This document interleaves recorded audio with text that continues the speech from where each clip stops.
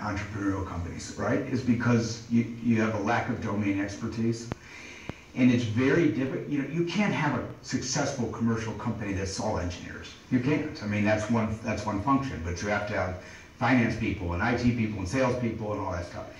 And it's difficult for many entrepreneurs who are engineers who start with an engineering culture to bring in the people that it takes to make a commercial enterprise. And that's why so many companies fail, or why investors replace the CEOs, because eventually they can't, you know, they just can't make a commercial enterprise.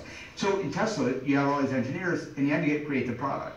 But then the next step is then bring in salespeople and manufacturing people and all the other people, and a lot of companies falter between those two steps. With Flextronics, you had over 100 acquisitions yes. that you did over 13, 14 years in building that company out.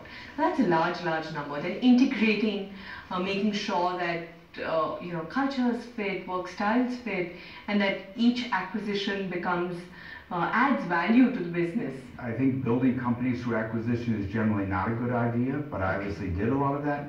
Well, the reason was we needed global scale there. I mean, when I started, we were very small and it was clearly a big industry. It was very obvious to me early that if we didn't get big relatively fast, it wasn't going to work. Plus, we had to be in all these different countries, and so you can't start in another country. You have to go find a company to buy in that country and then build on it, right? But I did not have an M&A person, and most people are shocked about that. If you have M&A people, their job every day come to work and go find companies to buy, and I don't think that's the right way to do it. So every one of those 100 acquisitions came through the operating executives. Like, what did they need to build out their business? So the manufacturing guys, like, you know, Cisco wants us to be in Hungary, so I better go find something in Hungary to buy so that we can do, you know, meet that need.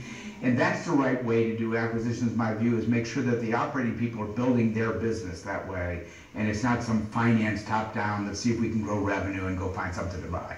My simple speech was, you can do it on your own, you can do it with us. Why don't we just do it together? It'll be more fun, and that worked for most places. So you had a sign up in your office, I believe, at one point of time that said it's not the big companies that eat the small ones, it's the fast ones that eat the slow ones.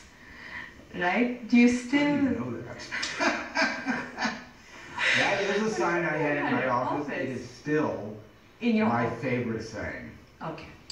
You know, the big companies don't move very fast, and that's what creates the opportunities for all these entrepreneurs. And that creates a wonder. That's the natural spin. But I think that you just have to move fast, make decisions, don't have a lot of bureaucracy, don't have a lot of meetings. It's worked great for me, and I say it all the time. All right. Thank you, Michael, for this conversation. Thank you.